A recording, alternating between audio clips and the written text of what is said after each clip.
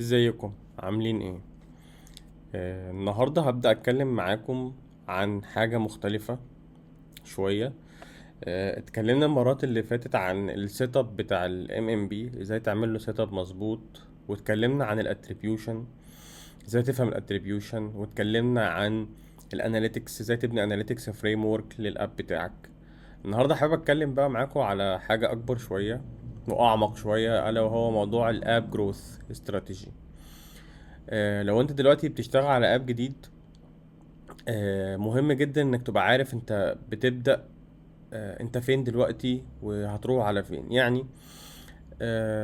احنا ناس كتير قوي لما بتيجي تبدأ في بتشتغل على ابلكيشن يعني، او تشتغل ادز الابلكيشن، بيبقى اول هدفهم او اول حاجة بيفكروا فيها: احنا نروح نكريت كامبينز جديدة، احنا نوقف الكامبينز اللي موجودة ونعمل كامبينز جديدة، احنا نزود البادجت، نجرب بلاتفورمز مختلفة. طبعا ده تفكير تكتيكي شوية عن انه تفكير استراتيجي. فانا مش هتكلم في تفاصيل دي النهارده يعني. وما تتوقعش انك انا جاي اقول لك دي تمبلت تاخدها تشتغل بيها وتعمل بيها الجروث استراتيجي. لا، انا النهارده هتكلم في طريقة تفكير ازاي تفكر وانت بتعمل الاب استراتيجي بتاعتك للجروث اب استراتيجي يعني للموبايل اب اللي انت شغال عليه. فلما بنبدأ بيكون عندنا 4 أسئلة عايزين نجاوب عليهم، ألا وهما: احنا فين دلوقتي، وعايزين نروح فين، وايه اللي مانعنا، ايه العائق اللي مش مخلينا نروح للحتة اللي احنا عايزين نروحها، وهنعمل ده ازاي، ايه اللي هنجربه جديد، ايه اللي هنعمله مختلف عشان يأثر على النتيجة اللي احنا بنشوفها. ما ينفعش ابقى بعمل نفس الحاجة يعني، ما ينفعش تبقى في كامبينز شغالة فالحل ان انا اقول ان انا اروح اعمل كامبين جديد. طب ما هو ده اللي اوريدي موجود والنتيجة ما اتغيرتش. فلازم يكون طريقة تفكيرك مختلفة. ما ينفعش تروح تعمل نفس الحاجة وتتوقع انت هتطلع بريزالتس مختلفة. طبعا الريزالتس هتكون هي او شبيهة يعني. طيب، اول حاجة عشان تبدأ تفكر انت فين، محتاج الاول تعرف الموديل بتاع الابليكيشن اللي انت شغال عليه. طبعا الابس فيها موديلز كتيرة جدا، منها السبسكريبشن، منها الفريميوم، منها الان اب بيرشيس. بس كل الفكرة من انك تعرف الموديل هو ان الجيرني بتاعت العميل في كل موديل مختلفة عن التاني. فانت تبقى فاهم ان انت العميل هنا بيجي بعد الساين اب، بيستنى فترة كبيرة علشان مثلا في الفريميوم بيجرب فيتشرز المجانية عشان يخش على ان هو يشترك معايا. السبسكريبشن لو في فري ترايل بيبدأ بفهم ان العميل عندي بيجي يفضل قاعد في الفري ترايل فترة، وبعد كده بينتقل على مرحلة السبسكريبشن. الان اب بيرشيس هو خلاص هو عميل هيخش يشتري عندي من الابليكيشن على طول، فانا عارف ان الجيرني بتاعت العميل هتكون اسرع شوية من باقي المودلز. ففهمك للبيزنس موديل هيساعدك كتير قوي وانت بتديفاين اليوزر جيرني بتاعتك، وبتديفاين الاكتيفيتيز اللي بتعملها ومواعيدها علشان تتناسب مع الموديل بتاع البيزنس او الموديل بتاع الابليكيشن اللي انت شغال عليه. طيب، حددنا البيزنس موديل. بعد ما تخش في المرحله اللي انت فيها دلوقتي وعايز تعرف ارقامك ايه دلوقتي، لازم الاول تعمل كده تشيك بوينتس بسيطه وسريعه تتاكد ان انت التراكنج والارقام اللي بتشوفها صح.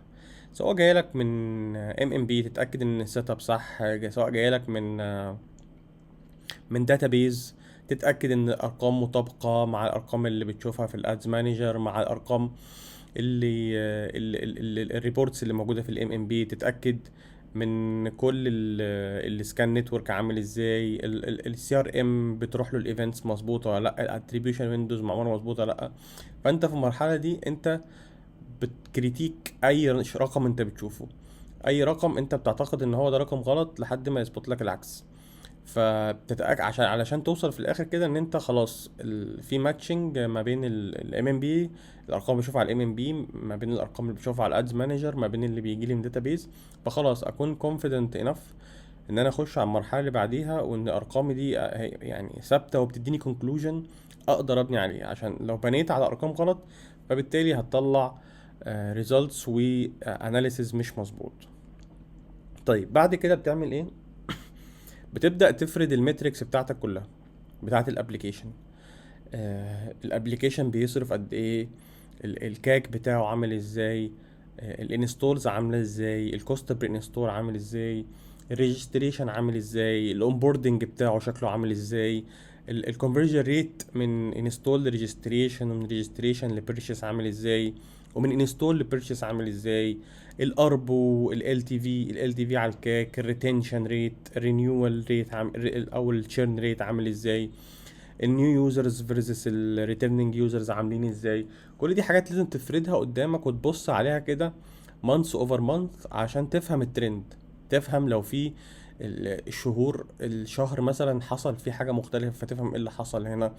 لو الرقم ابتدى عمال يقل بالتدريج، رقم مثلا زي الكاك عمال يقل بالتدريج، فتفهم ان في مشكله عندي في الرقم ده.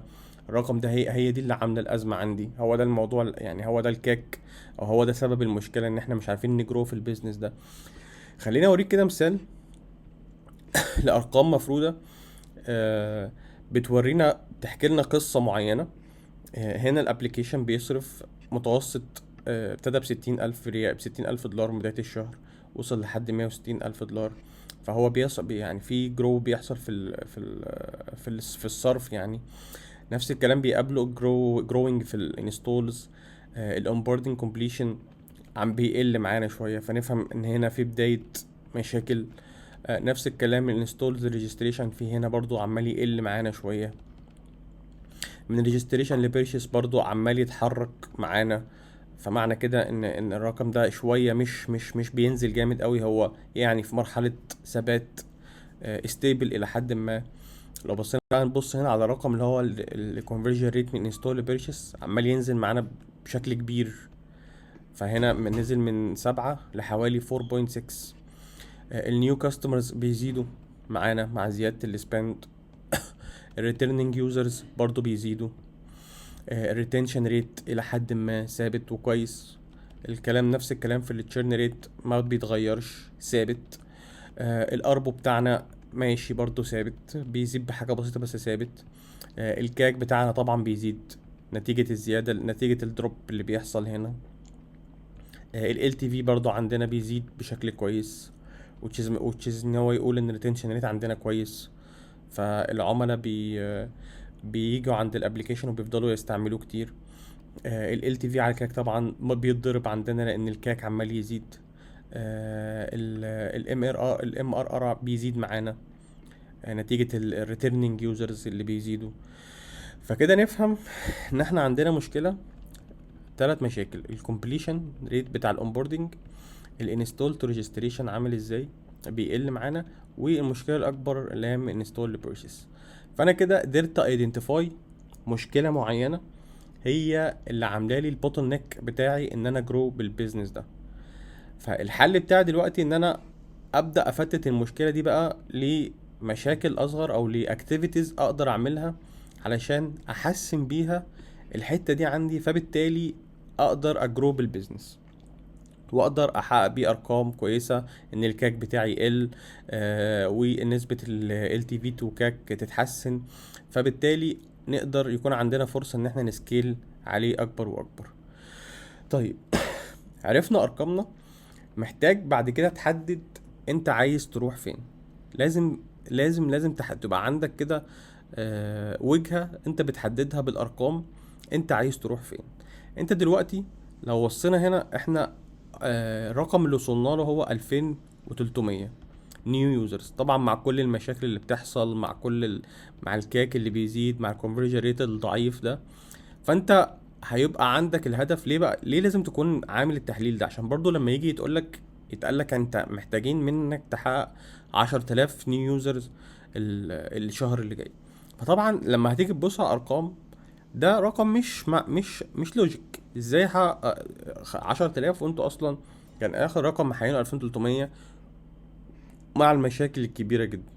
فتبدأ توصل لرقم منطقي شوية في خلال ال90 يوم اللي جايين، ان احنا نوصل من 2300 ل3500، ونحافظ على الكاك بتاعنا اقل من 50. يعني احنا وصلنا الكاك هنا وصل ل69، فنحاول ننزله اقل من 50. والرينيوال بتاعنا زي ما هو ثابت في الرينج اللي هو شغال بيه دلوقتي، رينج حاجه و70 74 75، فيفضل في نفس الرينج. فده كده هدف منطقي تقدر تشتغل عليه. انت عرفت انت فين، عارف ايه الجول اللي انت عايز توصل له. الجول بقى اللي انت عايز تحققه ده كده احنا عرفنا ان عندنا مشكله في الاكتيفيشن. طيب كاكتيفيشن اللي هو من لما اليوزر بينستول لحد ما بيعمل اول عمليه شراء. طب دي لو فتتناها لاكتر من اكتر من جزئيه او اكتر من مشكله بتاثر على المشكله الرئيسيه دي. هنلاقي مثلا ان احنا الاونبوردنج عندنا بيحصل فيه دروب. يعني الاونبوردنج عندنا لو بصيت هنا بيحصل فيه دروب. نفس الكلام من انستول ريجستريشن، من الانستول ريجستريشن نفس الدروب، او بيحصل فيه برضه دروب. فدول حتتين احنا وي نيد تو، يعني دول اللي محتاجين نشتغل عليهم باكتيفيتيز مختلفه. آه يبقى احنا كده زي ما قلنا المشكله في الاكتيفيشن مش في الريتنشن. طب نقدر نعمل ايه؟ اولا احنا عندنا لازم نتاكد من الكواليتي بتاعت اليوزرز اللي احنا بنجيبها من الاول للعميل. قد تكون المشكله مش عندي في الاب، مش في الاونبوردنج، قد تكون المشكله في الكواليتي بتاعت الانستورز اللي بتيجي على الابلكيشن. محتاج تركز بقى، تخش بقى تعمل ديب اناليسيز على التشانلز اللي بتجيب لك الانستولز، الكونفرجن ريت اللي بتيجي من كل التشانلز عامله ازاي، طبيعه الكامبينز اللي انت اللي بتشغلها على التشانلز عامله ازاي، والكامبينز كل كامبين بتجيب انستولز الكونفرجن ريت بتاعتها عامله ازاي، الكرييتيفز، هل الكرييتيفز بتوصل للناس الرايت مسج ولا هي مجرد كرييتيفز خادعه. تكون مثلا بتقول له اوفر وبيخش بيلاقي الوضع مختلف عن اللي هو شافه في الكرييتيف. هل الكرييتيفز بتقنع العميل بانجل مناسبه ان هو يخش ويشتري ويبقى خلاص عنده بوتنشال عالي ان هو يخش ويشتري ولا لا. تاني حاجه نبص على الاونبوردنج بتاعنا.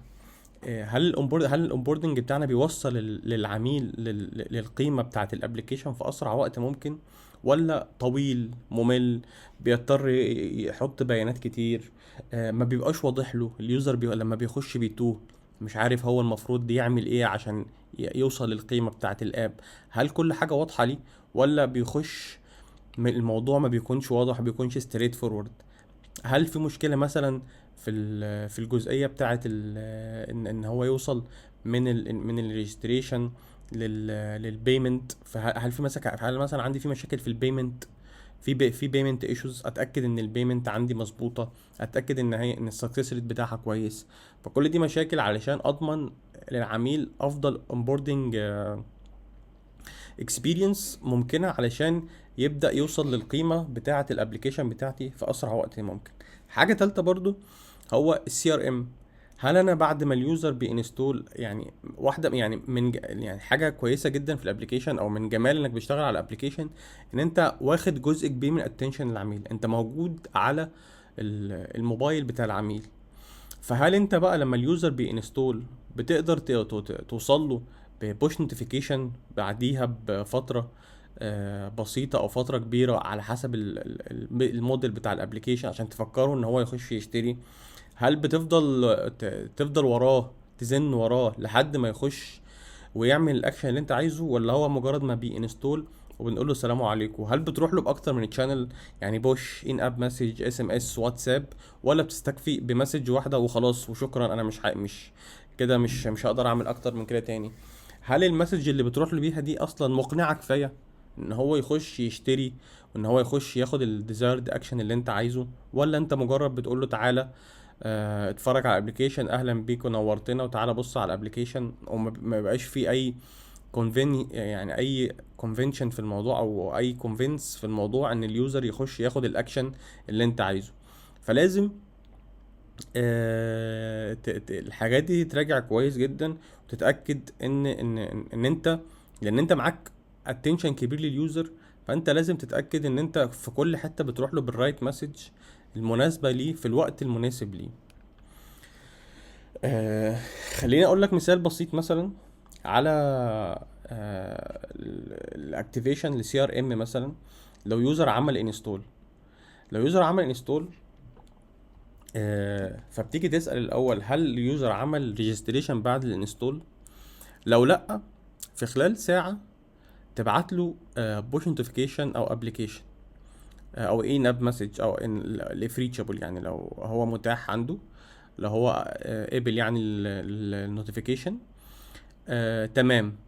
ما قبلش ريجسترد، اشترى بقى هل دخل اشترى من الابلكيشن، عمل سبسكريبشن؟ لو لا، المفروض تفضل وراه بوش نوتيفيكيشن، ايميل، ان اب، واتساب، في خلال في نفس اليوم، اللي هو بيريجستر فيه وما عملش سبسكريبشن، لازم تروح له بكل الشانلز المختلفة عندك في السي ار ام، علشان يقتنع ويخش يشترك. وتستنى عليه يومين لثلاث ايام. لو لسه مش سبسكرايب، تبدا بقى تروح له بواتساب، لان هو اكتر ريتشابل شانل موجوده في السي ار ام،